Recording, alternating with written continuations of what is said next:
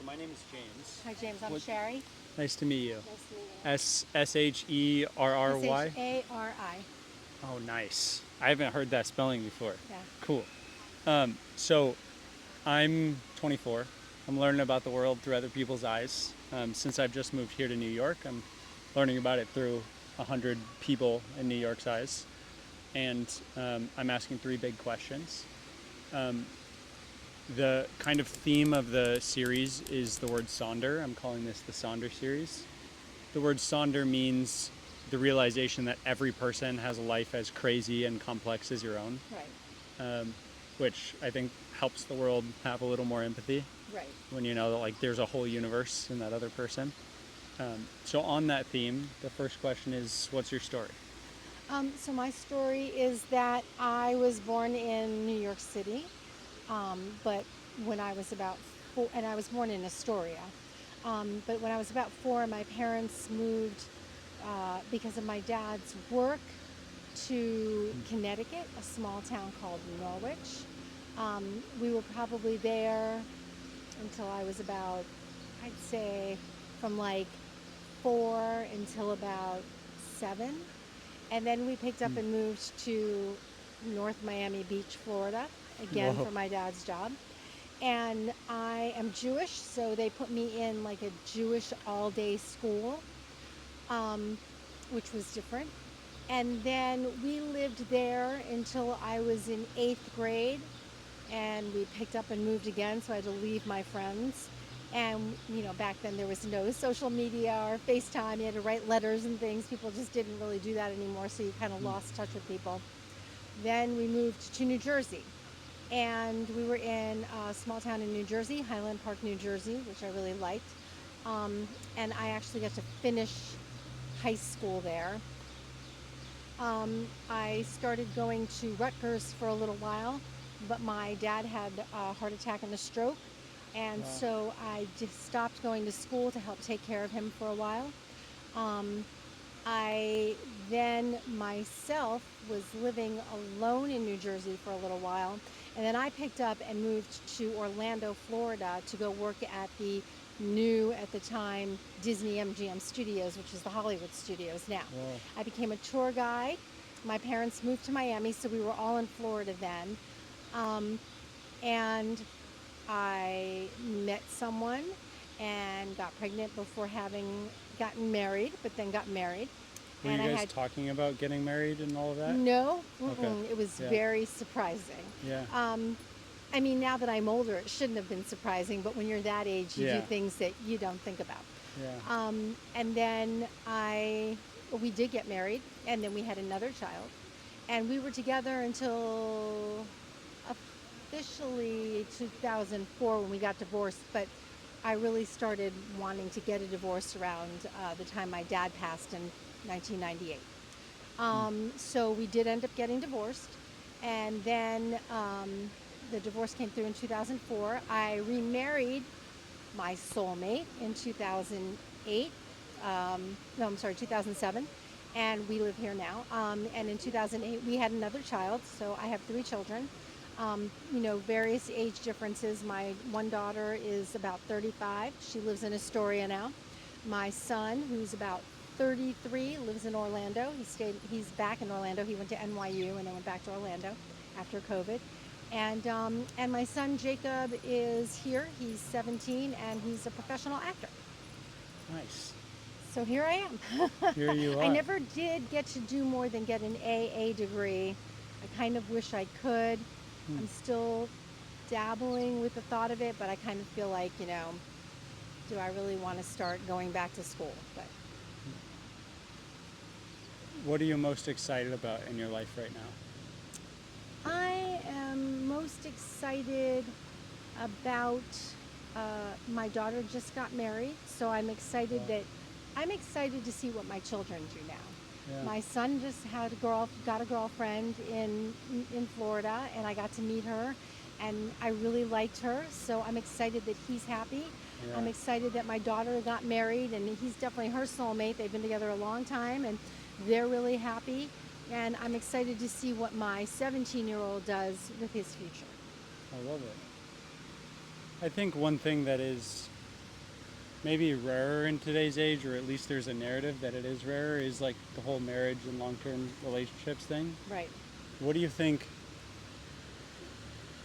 has worked in the relationship that you're in that is 2007 to 2026, so almost 20 years now? Yeah. 19 years. I think. And like also your daughter who's Right. young, I imagine, and getting married, like I think it's important, when you're young, I think you have an idealization of what it's going to be. And I think when you fall in love with someone, especially when you're younger, you see all the positives and you kind of ignore the negatives. And I think that, you know, that could be dangerous because sometimes the negatives are going to be important in your future. Like let's say politics, right? I'm more liberal, right? If I were married to someone who was more conservative, maybe when I was younger, I would think, oh, that's okay, that's not a big deal. But to me now, it's a bigger deal because it tells me who you are and what you think and what your morals and your ethics are. And if they don't align with mine, and it doesn't have to be perfect, but if they don't align with mine at least more than 50%, then it's going to be a problem. And I think that now as I'm older, I see that. But also as I'm older, I realize that some things that are negative just aren't a big deal.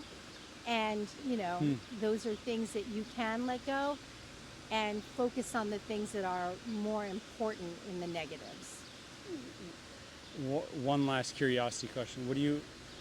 When you say like those little things, what does that mean? Like uh, he leaves the toilet seat up, Yeah. or uh, he, you know, wakes up and maybe he's not You as have an helpful. ant right Oh, here. You're is good it now. gone? Yeah, Thank you're you. good. Yeah. Maybe he's not as helpful in the kitchen, but maybe he's more helpful, in other ways. You know what I mean? Yeah. So, Yeah. and when I'm saying he, that could be anybody. I'm just talking in general. But the smaller things, how they say pick your battles. I think those smaller things you don't have to fight about all the time. You kind of know who you've married and that's who they are. Yeah. It's if they start to change as you get older and it's the important stuff. Like suddenly you find out he's MAGA, that would be a problem for me. Or suddenly, I don't know, they want an open marriage and that's not something you want. You know what I Yeah. mean? Yeah. Okay. Yeah. Second big question. Okay. What problem in the world right now means the most to you? Well, I have a couple of problems. One is, which is the most, is everything that Donald Trump is getting away with, from being basically an authoritarian to um, the Epstein files. These are things that other people would have never been able to get away with. And, it just happened to fall where they managed to stack the Congress and the Senate and the Supreme Court. And it's scary. I don't know if he's going to run for a third term. He thinks he's entitled to a third term because he felt like he was stolen. The second term was stolen from him. But even if he doesn't come back, I don't know if we will ever really fully be able to get a hold of the system again. You said that was one of them. Is there other problems that come to mind? Yeah, that are- I have an issue. Being Jewish, I was brought up to believe that Israel was extremely um, important for Jewish people, and I still believe that. And I dislike. I definitely believe that Israel had the right to defend itself, and I'm not talking about the people. I'm talking about the military and the government had a right to defend themselves after October 7th. I do think the war went on too long, and I hate to see any war, and I hate to see what happened. I don't think it's a genocide. I mean, I think there's other genocides that have gone on in the world, so I think calling it a genocide might be a problem. But what's happening now is I'm worried about the anti-Semitism against Jews in other countries. And I'm angry even more at like Netanyahu for not thinking about that as he went on with his own agenda. Yeah. And he reminds me of Trump. So I have very mixed feelings about it, but I'm especially worried for Jews because I see what's going on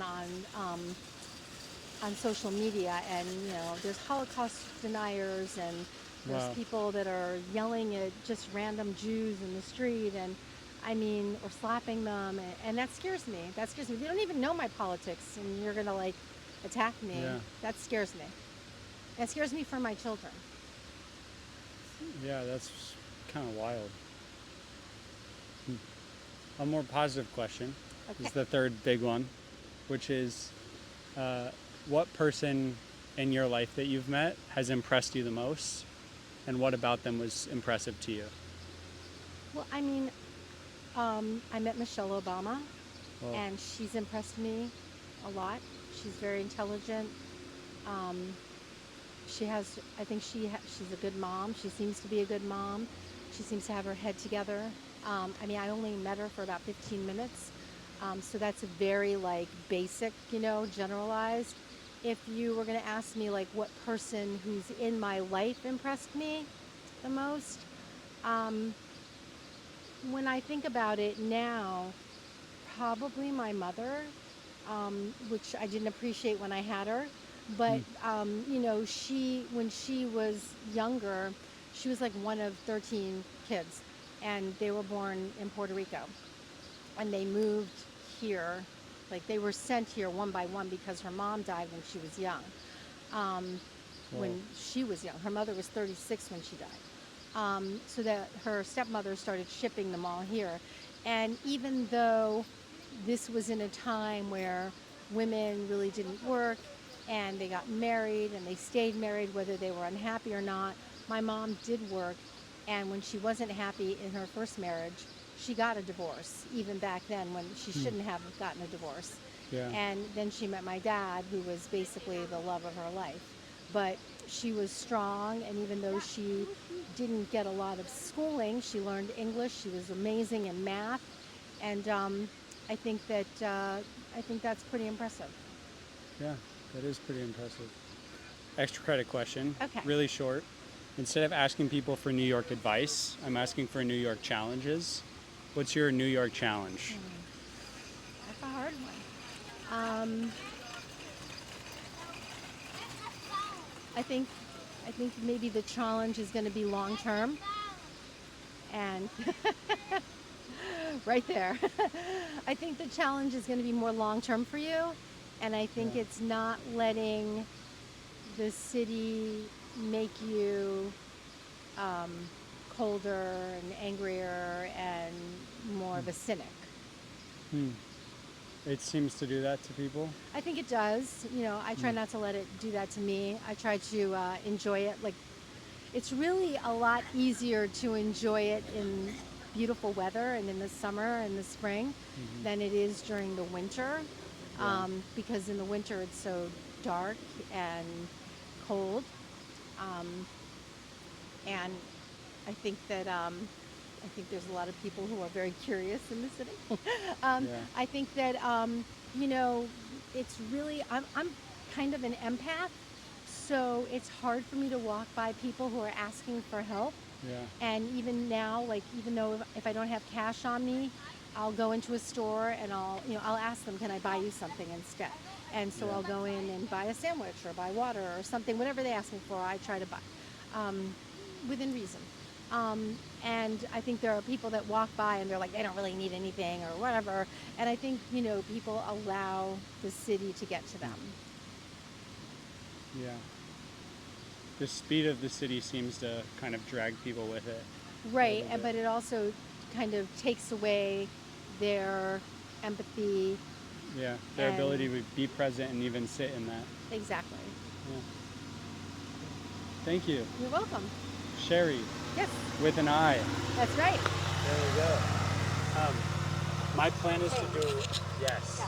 My plan is to do a potluck with everybody that I've interviewed. Oh yeah, that's cool. What's the best way to send you the invite to that?